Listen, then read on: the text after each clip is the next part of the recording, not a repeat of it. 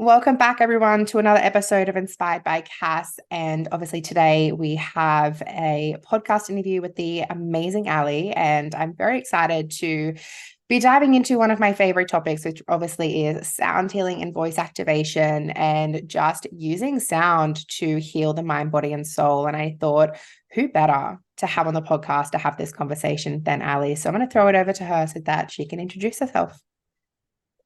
Thank you so much. Pleasure to be here. Yes, to all the listeners, my name is Ali Skiba. I am a singer, I'm a sound healer, I'm a voice liberation coach, breathwork facilitator, and a recovering corporate executive who has found other ways to survive in this world and not only survive but thrive doing what lights my soul on fire. So yeah, it's a pleasure to be here.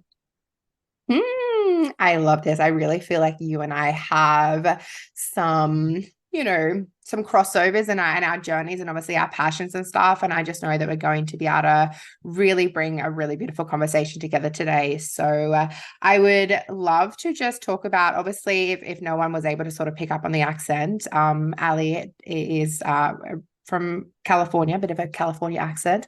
And you are currently living here in Australia. So why don't we just kind of, before we go any further, dive into this kind of like world travel that we were just like briefly speaking, because obviously I'm about to go on a bit of an adventure.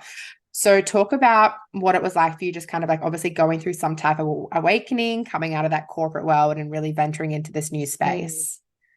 Yeah, so it was I'd say a culmination of dark nights of the soul in San Mm, Francisco. I had reached this point of quote unquote success. I had the dream job, living in the dream city. I had got my electrical engineering degree. Not because I was passionate about electrical engineering, but because as a kid, I was, like everyone is programmed that you need to make as much money as possible, get the best degree, work hard, and even considering what lights your soul on fire, what makes you feel good, like that wasn't even a thought. And so I spent most of my life silencing my, intuitive, emotional, sensitive, feminine elements, and really was mm, very much so in my masculine, not referring to gender, obviously, but energetic elements of just do structure, strategize, calculate, sort of force all the pieces into the right place. So that brought me to San Francisco working, I was getting paid great money. I was working, yeah, as a program manager, engineering program manager, and but I was miserable. I was anxious. I was depressed. I was covered in adult acne. I was binge drinking, eating, smoking, all the things. I was drinking like a bottle of wine every night. I was smoking my brains out, weed, cigarettes, vape. I was uh, I was just trying to numb because I didn't really know what else to do. Sometimes when you're in that mm. place, you really don't know the way out. And then it wasn't until I got my heart absolutely smashed by a man I thought I was going to marry. And then I realized, oh shit, well, that fell to pieces. And so then I realized, well, hold up, I don't really like this job. I don't really care for this city. I mean, San Francisco's great, but it was just it was cold and windy and I'm a beach girl. So I just I threw myself into yoga. I Mm. had a friend who was she had put on some weight, and she's like, "I'm gonna go to yoga teacher training and lose a bunch of weight." And I was like, "Okay, but I'm gonna join you, and maybe I can make a new career out of this." Next thing you know, did my yoga teacher training, and the all or nothing in me ended up within a year later. I quit my job, I sold all my belongings, and I booked a one-way ticket to work on a boat in the Caribbean, teaching yoga and playing music in Panama because why not? When you have zero F's left to give, I was really in a position of like, you know what? Let's just see what happens. So I only booked one ticket, was to Panama, and I decided I'd let the rest flow.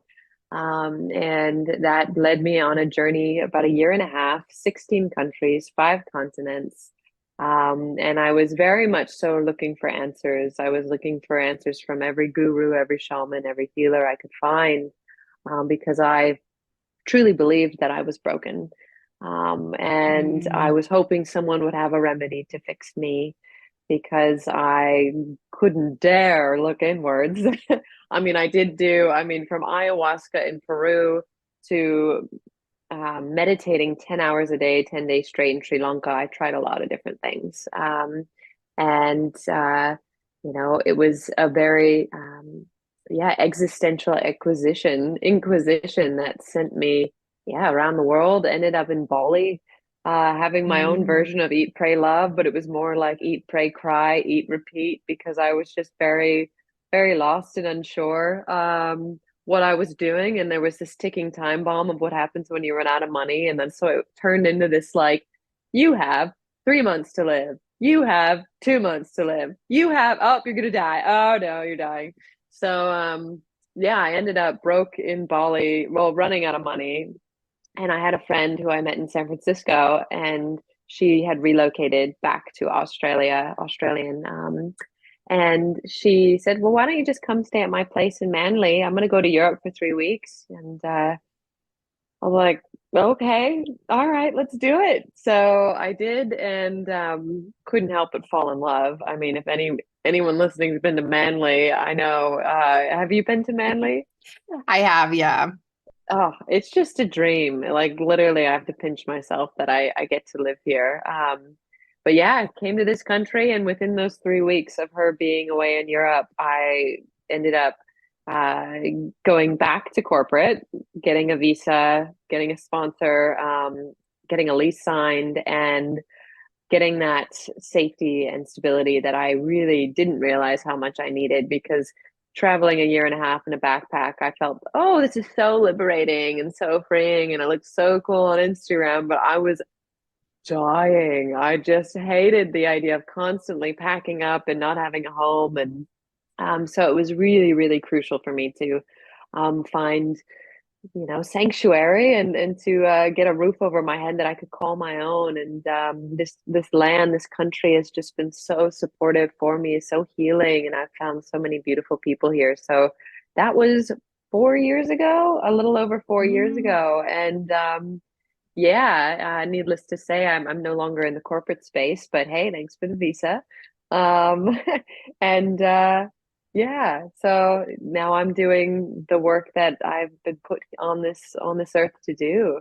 So that's a long-winded answer. How did you get here? No, it was Yeah. beautiful. And I guess so, and the reason why I wanted to ask, because I could just feel it was so reminiscent to obviously the journey that I'm about to go on myself, packing up, going, putting my life into a suitcase, buying a one-way ticket, and just seeing where the world takes me.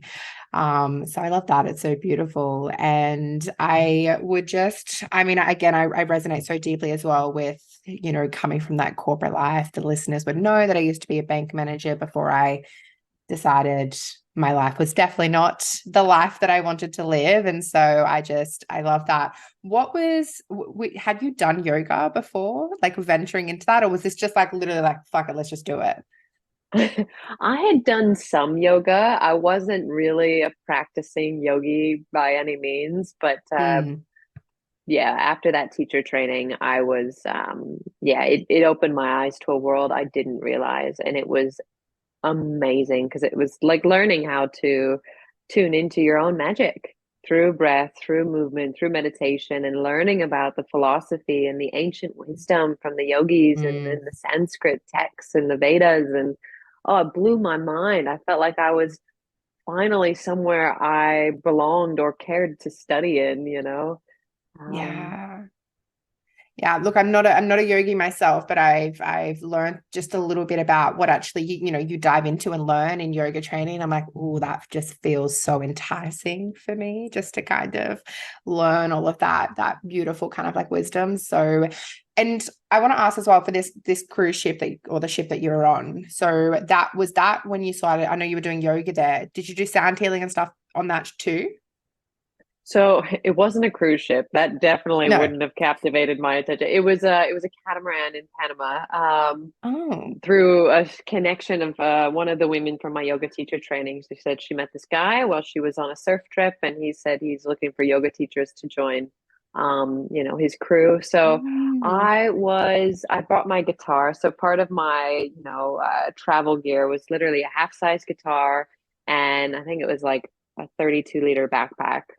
It was a Wow. small, it was That's or small. maybe it was like, yeah, it was pretty small. And I don't know how we measure backpacks in liters, but you know what I mean, because we're all Yeah, putting yeah. water in our backpacks. And so I had not a lot, but I had the guitar. So I offered, I was also boat hostess. So the main kind Mm. of job he had me doing was cooking and cleaning and teaching yoga. And of course, he heard that I was a muso. And he was like, "Oh, can you also play music for the guests?" And this, and I was just like, "Yes, whatever, let's do it." And the first job I had on that boat, he's like, "All right, so here's the mosquito zappers. I need you to go into the dark crevices of the boat and wake up all the mosquitoes and kill them." And I was like, "Right, Captain, we are doing this." And then next thing you know, it was like, "So the toilet's broken. It's squirting shit out of this end. Can you just make sure to clean that?" And I'm like, "Right. Aye, aye, Captain." So it was a really humbling experience of Mm. like chipping little specks of paint off this boat with like a little razor. It was full on like wax on, wax off kind of Karate Kid vibes. And I think it was fully necessary for me um, to get a taste of that as my first Mm. first stop. I feel like that would have been such a just like contradicting energy to obviously like coming from that corporate world to be like, hey, get on a boat, fix the toilet, all of that. And like you said, a very humbling experience. And I just thought I'd let the listeners know, just for comparison, a 32-liter backpack is definitely not very big. From some of the research I've done, although I'm not going to be traveling with a backpack, I'm just going to do suitcases, but most people are traveling with like a 70-liter. So like the fact that you lived for 18 months with that, I'm so, so impressed. Oh yeah, the amount of YouTube videos I watched on like how to completely downgrade and just simplify all your things. I mean, yeah, it was kind of nuts how minimal I went. But then it was just you throw things out and you buy new things, and then you realize how much you don't, how much you don't really need, and Yeah. what you do need is, critical. I could completely agree. I mean, obviously, with my travels coming very quickly, I'm starting to just kind of like get a very good idea. I'm actually genuinely really excited to almost just simplify my life down to like one suitcase and just kind of like live out of that. Again, I might get sick of it after a while, like you did, but I'm like, I'm excited for that kind of aspect to just like kind of like live that more simplistic life. Yeah. Oh, it's a beautiful experience, and I think everybody should at least Mm. have the chance to try it once. But yeah, it's not for everybody. I bet. I bet. All right. So actually, before we get into the sound healing component and really chat about that, I would love to just because I've spoken on the podcast before about my use of like psychedelics and stuff like that. I haven't done ayahuasca, but I have done water tumor or San Pedro, and actually have an episode on that, guys, if you wanted to listen. But I just thought, wow, I have someone on here who's actually done ayahuasca, especially in Peru, which is on my list of destinations for the same reason. Do you want to just give us a Mm. little bit of an insight into what that experience was like? Oof. Well, it's hard to Mm. put into words. Let's just say I don't think I needed the second or third cups that I went for, but yeah, it was. I think I went a little too far, to be honest. Mm. Too far into the other galaxies. All in all, though, it really just depends who you do it with and where you do it. And just because I was in Peru doesn't mean it was the safest circle and the most qualified shaman who wasn't even from Peru. It was some, Mm. corporate escapee turned shaman Yeah. who, but at the end of the day, I did get some beautiful messages and learnings, because that's what happens on the plant medicines, regardless if it's ayahuasca, wachuma, Mm, mushrooms, what have you. You get these assignments, you get these messages, and then you know in your core that they are 100% legit. So one of the main messages I got through my ayahuasca journey was you have to share your story. And mm, the universe has put countless microphones underneath me and podcast opportunities. So thank you. Because I was convinced that I'd have to write this book, which I still will at some point. But I so much prefer speaking and being asked questions, as opposed to just like whipping up an empty document and starting with my whole life story. So this is an honor to share. And every time I'm on a podcast, it's like a therapy session for me to process mm, all the things. So yes, ayahuasca though is a biggie, is a biggie. So if you mm. are looking to do plant medicine, start with a meditation practice. Like, don't Yeah. blast your brain off to outer space if you don't have a solid grounding, internal frame of reference, because it can be very damaging for some people. So you Mm. really want to practice with caution. Yes, absolutely. Please, guys. And I've spoken about this a bit, because I do love plant medicine, but you really do need to be in the right headspace. And I've advised particularly people against it, because I've known them well enough, and I'm like, that's gonna fuck you up. It's not gonna do you any good, because you're just not in the right space. Come back to me, when you've really done that internal work a bit more. So please, guys, please be mindful of that. Yeah, and I love mushrooms. I'll just say it out in Mm, the open. me I too. love mushrooms. I microdose regularly, and it's a beautiful, beautiful addition and enhancement to my embodiment practices, whether it's yoga or breath work, and whether I'm doing a sound healing or singing and creating. It's just beautiful, beautiful medicine. So, yeah, I can't speak highly enough about the golden teacher. Yeah, huge advocate for mushrooms, also microdose. I personally have found, again, I haven't obviously had ayahuasca, but I prefer mushrooms to Wachuma or San Pedro. I've always found that I've always had such a better and stronger experience, in my opinion. I don't know how you feel comparing the two. Feel the same? Yeah, well, the mushroom kind of ceremonies that I've done with larger Mm, doses have been guided by myself and a few of my best yeah. friends. And so the Wachuma or San Pedro and the ayahuasca have been other people facilitating and sort of offering their own doses, and not really sure where my dose sits.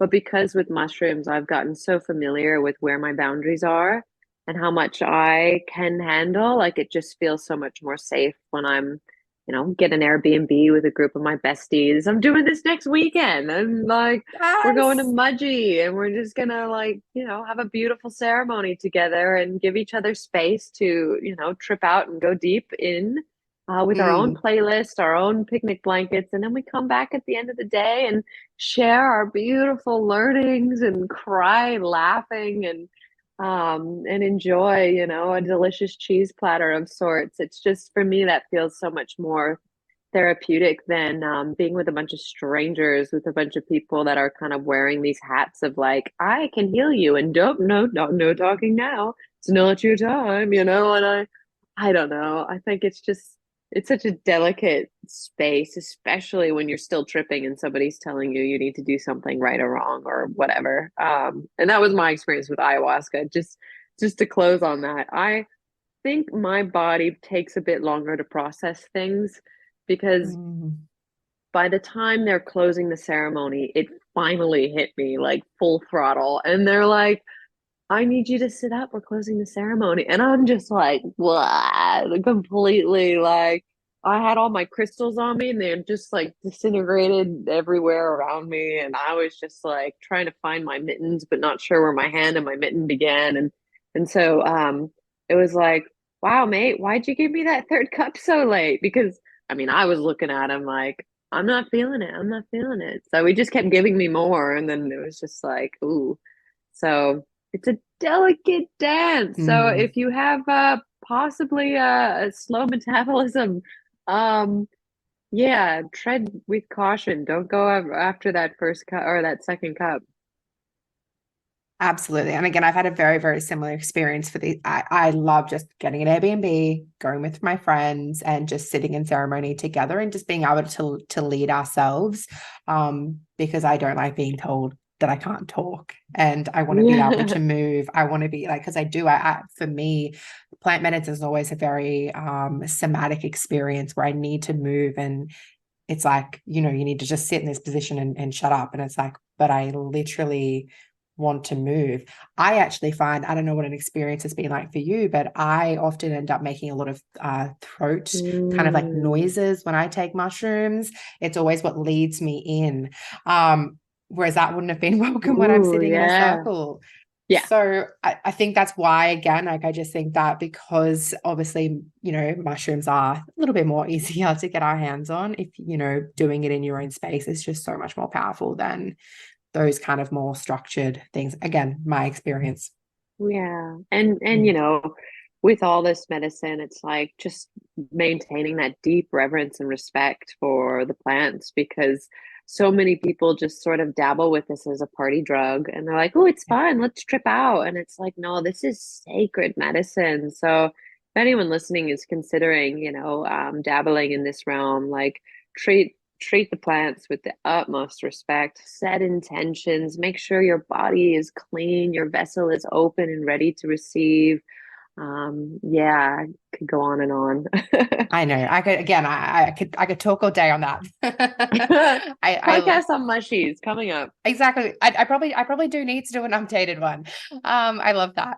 All right, my love. So let's chat talking about obviously the throat and the sound healing, all of that. Knowing that that obviously is such a core part of you and your medicine. So knowing that obviously you were traveling the world with your guitar, and you obviously have that musician background. What led you into kind of like what you're doing now?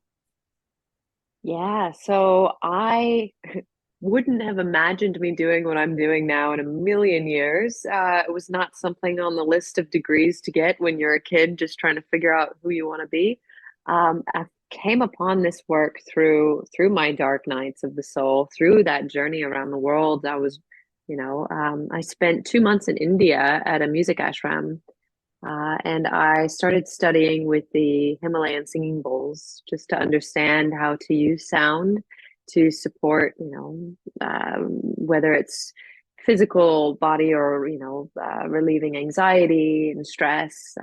So I started studying with the Himalayan singing bowls and I still was kind of reserved in my vocal, expression.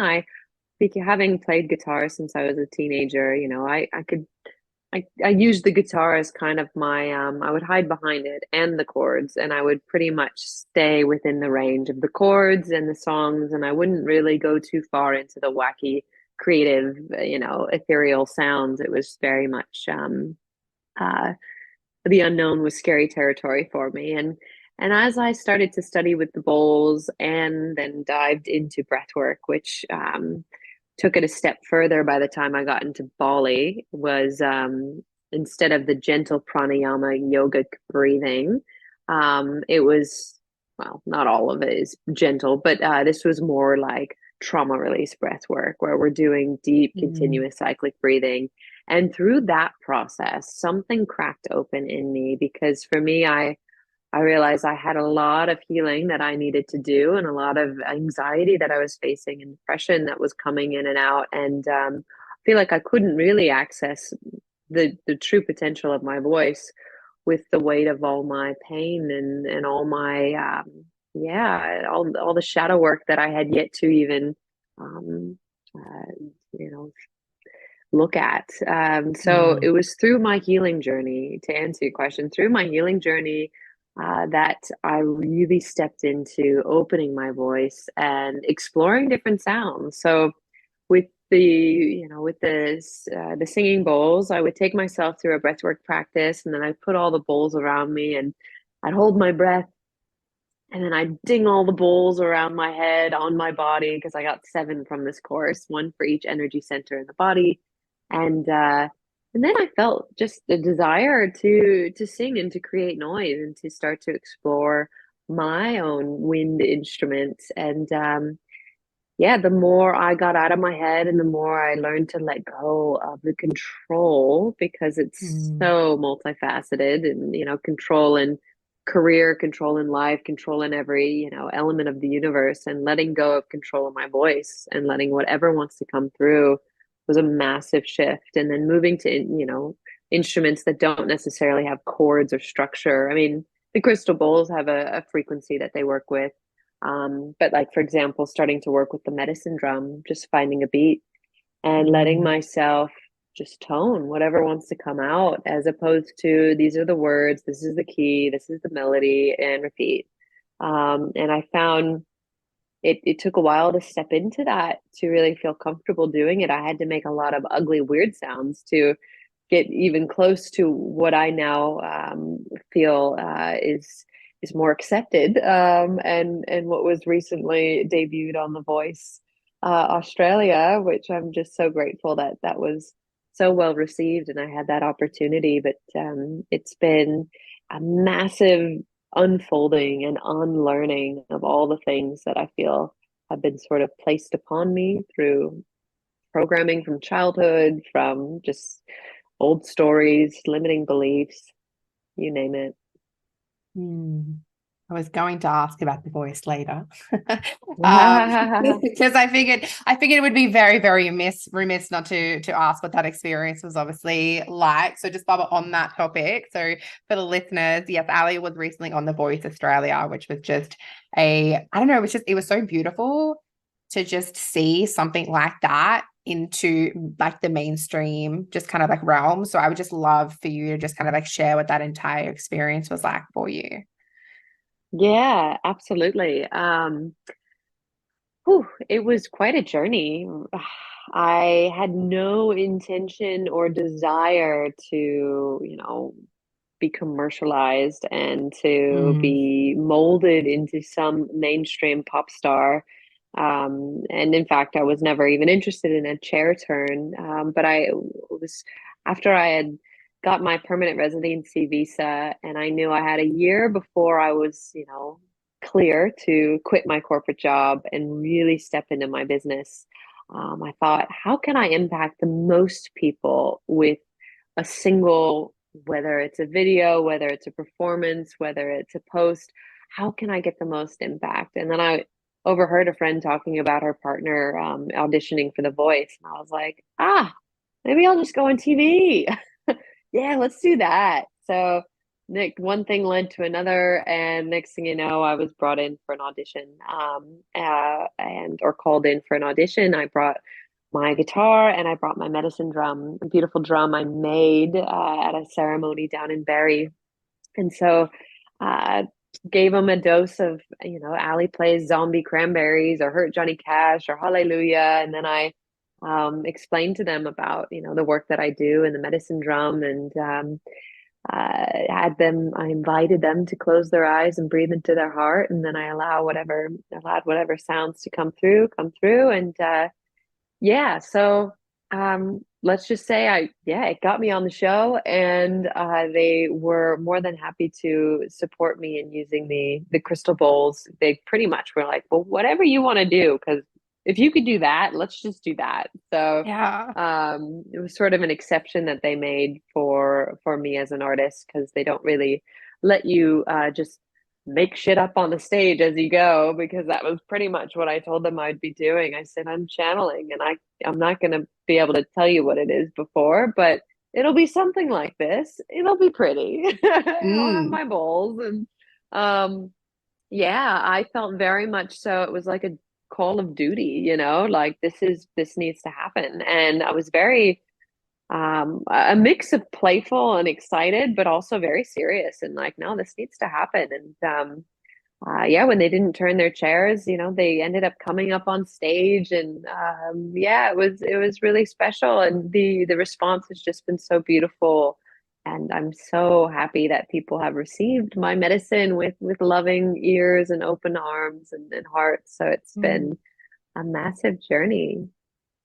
Yeah, as I said, I think it was just so beautiful to just have that for you to just be able to, and especially because, you know, as you said, you were channeling, right? Like you were really bringing such a different energy to that sort of like, I don't know, mainstream media. I don't know what you want to call it, but to what everyone's probably really used to seeing. And I just thought, oh, we're progressing. Yes. I mean, the fact that they allowed, me to get up there with crystal bowls on the show, it shows that there is definitely an awakening of sorts taking place, in the mainstream. And at the end of the day, the people that control those television shows, they're all humans with their own, stuff. Mm. And everyone's got someone to report to or something. But yeah, I was able to really just enjoy it for a fun opportunity. And Yeah, sheesh, I couldn't have paid for better marketing. I bet. Definitely Oh, couldn't have afforded it at the time.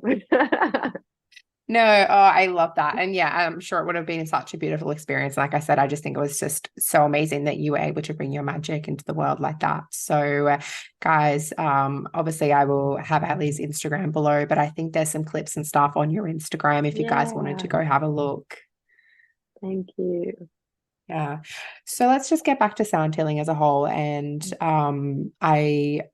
I guess my own experience, obviously, with sound healing and my own voice, because I know that you do kind of work with people who are obviously wanting to sing, or, you know, are having issues like I've had where, you know, their throat chakras are literally causing them so much fucking pain. So obviously that's something you're very, very passionate about. What is that like? How are you sort of helping these people? Yeah, so I work one-on-one as well as groups, and I'm helping people dive deep into their voices. And it's so much more, it's not your do, re, mi, fa, so voice lesson. It's very energetic where we are working with the energy centers in the body. And so for me, it's so much more than just a blocked throat chakra. It's a Mm, full system engagement that needs to take place for you to feel comfortable, to feel safe. So for example, the 7-week program that I take my clients on is we spend week on week working with the energy centers. So we'll start the first week off in the root chakra and just diving into like where did you not feel safe in your life to share your voice? mm, In what ways do you feel you don't belong? And really just looking at those stories. And of course, through the sessions, it's pretty much half of it is just really diving into what are the beliefs and the narratives we hold and what do we feel in our bodies.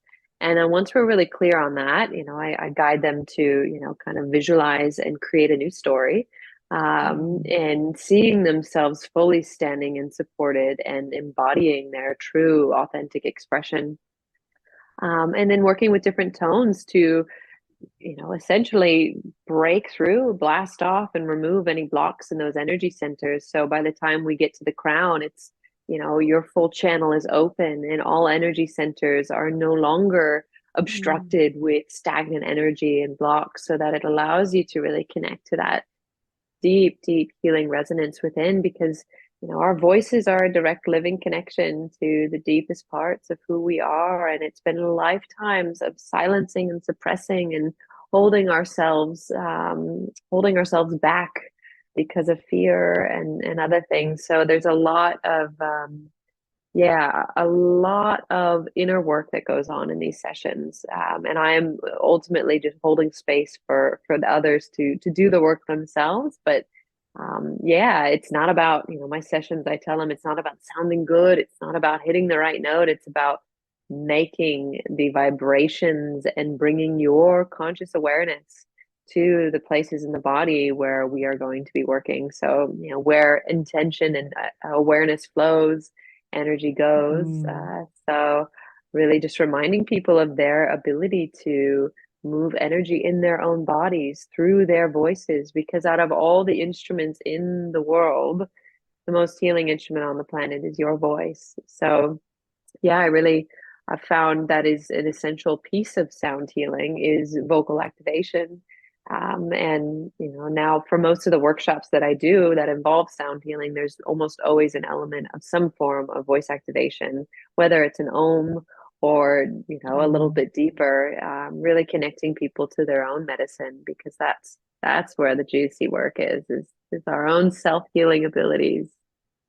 Oh, it so is. And I just know from my personal experience, I think you were sort of mentioning this before, just about how hard it was for you to kind of actually tap into your own voice. And I know for me, when I was just earlier this year trying to find this, I have no problem singing someone else's songs. But the moment that I got a sound bowl out and I hit it, and I started to feel that sort of vibration through me and that sound wanting to come out, it was just like my throat closed over. And it was like, oh, that moment that I actually have to share my own magic, it was just like nothing. And Yeah. so is that kind of like, is that something that you sort of see quite often? Oh, it's so common. Yeah. I Mm. mean, there's so many dimensions to it as well, because add somebody sitting in front of you saying, okay, now whatever wants to come through. It's like, oh, now it's not just me with a bowl in my room with the door shut. It's me in front of somebody, either online or in person.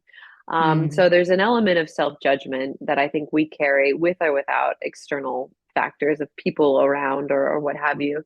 Um, and I think there's also the fear of the unknown. And we're also biologically hardwired to care about what people think about us. And so if we don't like the sound that's coming out, we're quickly going to assume that we will not be accepted in our tribe, because of the Mm. sounds that we're making. So quick, don't do that ever again.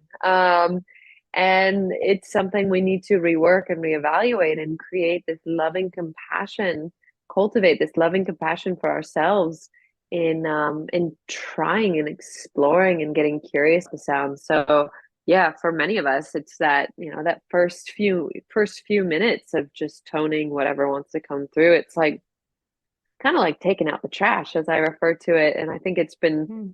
um, yeah, it's been very similar to The Artist's Way, where she talks about streams of consciousness, just getting that stuff Mm. out on pages, the morning pages, right? And sometimes you just got to get it out and let things move, because voice activation is a sexy term that I love to use, but it's not just one and done, boom, you're activated. It's like, no, it's play and it's work, and we're going to continue. We need to create, some space for ourselves and some compassion, and give ourselves the patience to let it unfold and to let it grow. And my voice is still developing, and I'm interested to see where it will be, excited to see where it will be in another 10 years, after I've only just started opening up to this whole other realm of song channeling in the last, I'd say, 3 years. Yeah, so beautiful. And I know for me, myself, I'll just be walking around the house now and I'm like, okay, I can feel something coming up that, or dropping in, that I've just got to sort of like hit that tone and just sort of like let it go through me, I think is the best way to explain it. And as you said, this is something that it's not just a set and forget or once and you activate it. It's that constant thing. And I don't know, for me personally as well, I think that for the listeners, you don't have to aspire to be a singer to do this kind of stuff. Like this is really healing just for your entire being and your chakra system as well, because it is literally a form of healing.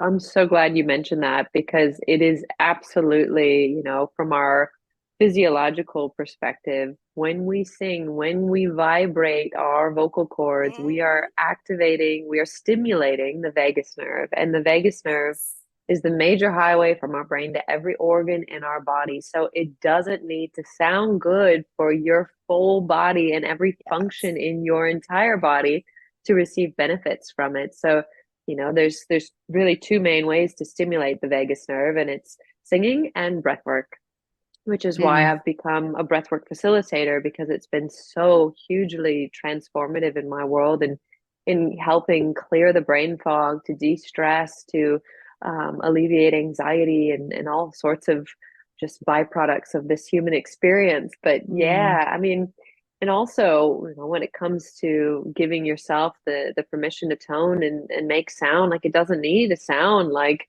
an angel with a crystal ball, and it doesn't need to sound like some tribal shamanic thing. Oftentimes when I'm walking around the house, like I'll just start making sound like and just to get stuff out. And it's Yeah. like, I don't know what that was. some call it light language. I would just say I'm taking out some more trash and letting some sounds go through, and maybe it's activating my neighbors. Yeah, I do sometimes worry that my neighbors are probably like, what is happening in there? Because I can go from, singing or rapping to doing some kind of like, very sort of like low toned kind of like, tribal sort of noises at times. Who knows what comes out of my mouth? Because again, I just feel that pull to be like, something needs to come out of me right now. And I just let it go. Yeah, well, I mean, sound moves matter, moves Mm. energy, and so we can use the sound of our own voices, we can use the sound of instruments, and why not do both? I love this. So I'd love to know what's next for you. What's next in your Ooh. journey forward? Well, I mean, continuing to be a beacon of light as Mm. often and as much as I can. So I currently am holding private sessions, group sessions, whether it's breath work, sound healing, voice activation. I've got retreats, multiple retreats coming up next year. What else? Just continuing to create more beautiful, soul nourishing content on my YouTube channel, which definitely subscribe to, because I will be adding some more juicy, good, free goodness on there. And yeah, I think really just returning regularly back to my why, because it's easy to get lost in the likes and the Instagram and the this and the that. And Mm. I tell you right away when it aired, and it probably took about a week or two for the thing to go viral. But I definitely saw, I was reacquainted with my shadow side quickly after, kind of having a bit of a come down from the massive excitement and whirlwind of the show. And not to mention, I had sort of ended something that I thought, a relationship that I thought was a little bit different, when you create it to be something else in your head, anyways. Um, so yeah, it was, I had a bit of a come down, and I had to Mm. pick myself back up and remember why I do the work that I do. So my number one priority is taking care of my mental health and making sure I am a full, activated, vitalized, in love with life being, because I cannot serve from any other place. And I really had to, yeah, come back to my why with all the, the messages and the likes and things. It just sort of threw me off. But I'm happy to say I'm back on board, and excited to continue to be of service. So dreaming big, I look forward to Mm. some touring, perhaps Mm. globally, sharing not just, music performances, but, healing workshops, breath work, sound healing, voice activation, and yeah, maybe get started on that book. Yeah, I guess that's something that Ali and I were just talking about before. Yes, I love that. I'm curious, you talk about your why, and I think that, having a really strong why and really keeping that at the forefront of our awareness is so important when we do have such a big mission. Like, do you want to just kind of like summarize what your why is to the listeners? Yeah. Well, as I've said in a few different formats, ultimately, my why is to raise the vibration of humanity. Having come through my own dark depths of despair, and having found tools and practices that have completely transformed my life, it hurts not to share it. It's kind of one Mm. of those things when you find something that you're like, oh my goodness, why isn't everybody doing this? Why are people numbing themselves and contemplating potential suicide and just staring at screens and doing all sorts of hurtful things to their bodies, when, oh, we could be playing, we could be smiling, we could have fun. And I constantly do the ping pong back and forth, and it's just this remember of like, no, we're good. So now that I know what to do, it's like I have a responsibility to share it with the world, loud and proud. So I'm a I love big, that. big advocate for mental health. And here in Australia, October is Mental Health Month. So yeah, it's a really, really important subject that I think goes doesn't get enough airtime. And it's not it's definitely not sexy on mainstream, you know. We just don't Mm, talk about it there. And I don't really watch TV or read the news much, but if yeah, if we could really get one thing out there is supporting your mental health, and it doesn't require a pill. For God's mm, sakes, everybody's looking for a quick fix, and I know it all too well. I went around the world looking for a quick fix, and you got to do the work, but you don't also need to go. You don't necessarily need to go to Peru to meet with a shaman. You could do mm. some breath work, and you could get a very similar expanded state of consciousness. So, um, it yeah, it's just powerful stuff. So, Mm. Thank you so much for sharing. I mean, I guess if I was to summarize mine, I have a very similar mission of just like raising the collective consciousness, raising the vibration. And I think that, you yes, know, talking to someone it seems to everyone I talk to has a very, very similar why. Because I think in its essence, if you really simplify what everyone's actually looking to do, it is just raise the vibration or raise the frequency or raise the collective consciousness, because we've all been through a dark night of the soul that ultimately generally what gets us into this work. And we see that shift within ourselves and we're just like, holy fuck, everyone needs this. And we get to bring our own magic to bring the people who need it into our world to hopefully raise them up.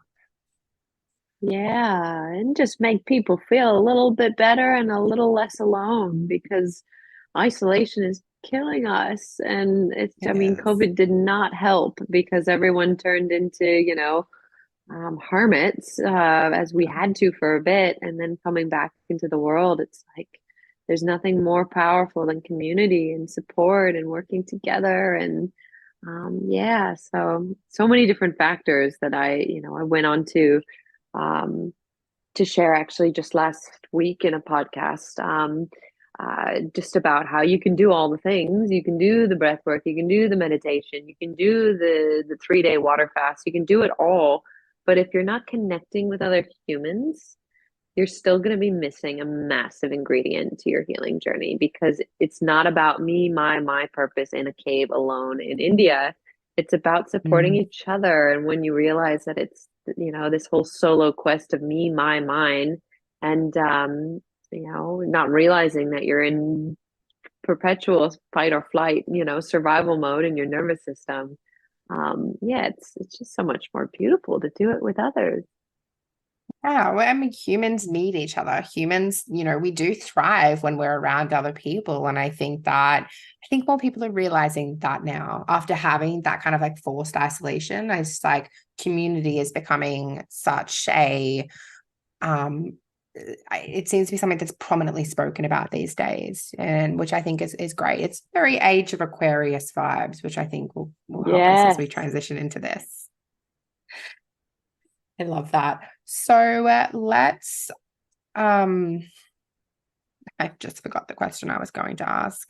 All right, let's I would love for you to this is it. I would love for you to share what is kind of like what are some daily kind of things that you do that you really feel like help raise your vibration? Yeah, well, I'll walk you through today because it's a really good Mm, example. So I woke up and I had a little bit of warm lemon water, and I went back to my bed and I did some really powerful breath work. I did about 20 minutes of superventilation, and then I meditated for 20 minutes. And then I went to the gym and I exercised my body, and then I went for a sauna, an infrared mm, sauna, and I'm currently doing a detox right now. So whenever I do these cleanses and these breath works and these saunas, it starts to bring up so much. It's like an emotional purge. So I cried my eyes out in the sauna, contemplating things that have come through that I didn't realize, old patterns, old stories. Um, I meditated with my inner child in the sauna this morning, telling her how much I mm, love her and how, how she's safe and how she's supported. And yeah, it was a really deep morning. And then mm, I came back, got showered, had some food, and here we are. But most of my mornings, I tell my clients, you can't see me until after 11 a.m. because I'm prioritizing my mental health first so that I can be a full, full cup, a cup and a half, ready Yeah. to serve because you can't serve from an empty cup. So whether it's a morning of walking the beach or doing some yoga, there's always going to be some form of breath work, some form of meditation because it is necessary that I've found in my world. And not only that, when it comes to things I regularly do, it's like I take good care of my body. I eat really good foods. And there are definitely times where I don't. And I enjoy those cheese platters and the wine and the chocolate, and I have a ball doing it. And I feel pretty shit the next couple days, which Mm, is why I do it occasionally. And I try to, always bless my food before I eat it because even mm, if it's chocolate or if it's a healthy smoothie, how you feel as it goes into you and the thoughts you have around it creates how your bodies respond to it. So, um, mm, yeah, lots of self-care, self-love, and of course, breath work, and meditation. And then from that place, I feel, singing just sort of comes while I'm on my scooter on the way to the gym or, just uh, kind of integrating post-weather sauna or some sort of physical activity. what a beautiful morning. Like, I'm just I like, know I'm dying to ah, journal about what's happened. Yeah, it's gonna be my next activity is to journal, but yeah. my brain moves too fast for handwriting, so I've got it all in a digital form, which will be helpful for my book. I journal now. I journal now on my phone for the exact same reason. I was just like, there needs to be a better way. Um, Oh, see, I need a keyboard. I'm like, but hey, if you can type on your phone faster than you can write, there you go. yes. Yes. No, I'm a very, very quick typer. And but again, laptop, I will hit that out as well. Whatever it is, I can't, my brain, same thing, works too quickly for my hand. Though when it comes to casting spells and setting intentions, I feel like you gotta write them down. But that's Percent. that's a different practice. It's like journaling is more therapy. When it comes to manifestations and setting, planting seeds, I will take my sweet time and write it down. But yeah, time and a place for everything.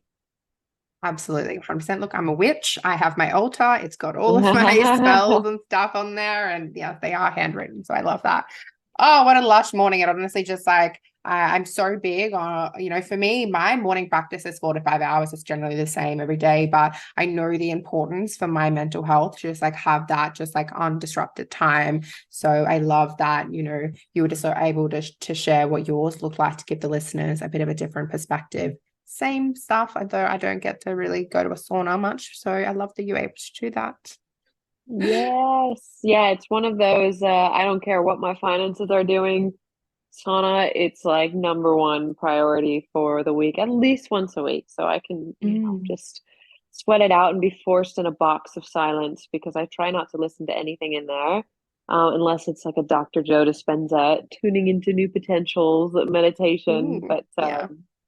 yeah, it's, I'm very grateful to be able to do this and have my clients, after I do that and or workshops on the Yeah. weekend. So it's good.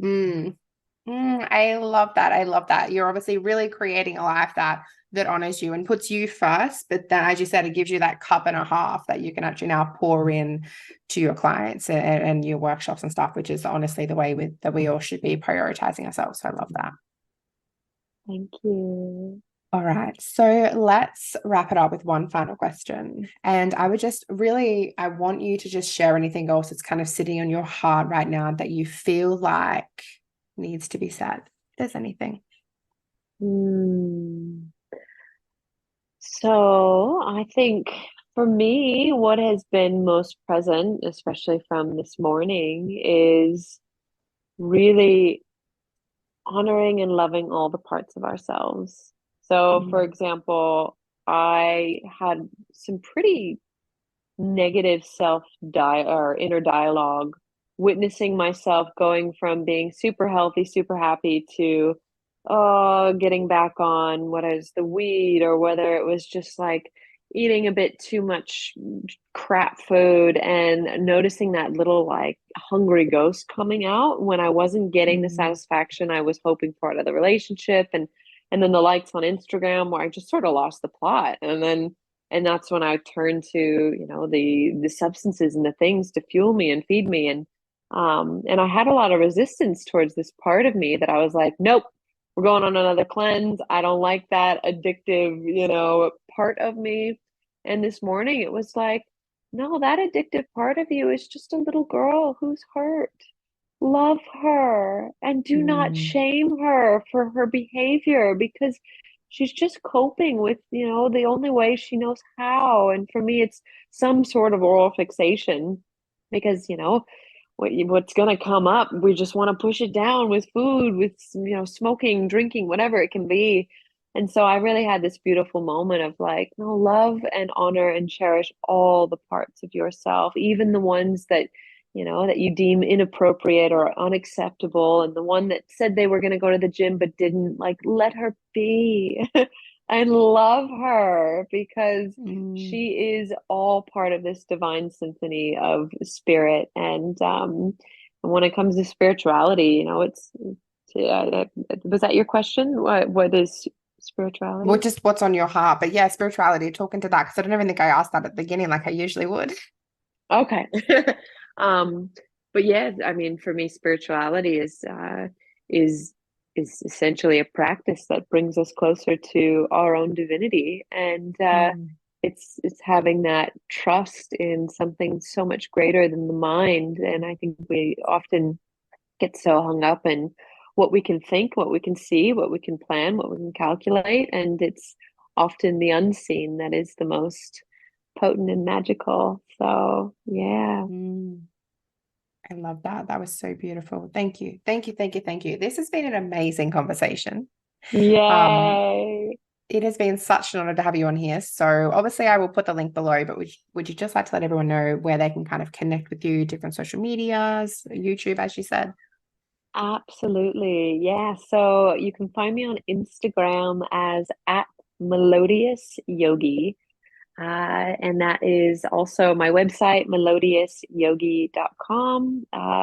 Also, aliskiba.com works as well.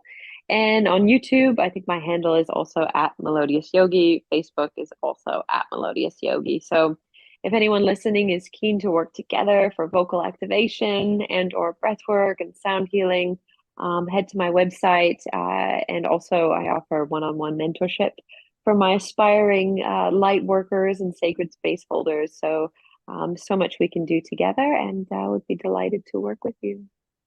Yes, if you guys have resonated with anything that Ali has spoken into today, definitely go connect with her on one of her social medias. Have a look at working with her. She obviously has such a beautiful energy and magic that she's bringing to the world that, yeah, I just keep spreading the light, my love. Thank you so much. Such a pleasure to be here, and all the best to you. Thank you so much. All right. Thanks, guys. And I'll see you in the next episode.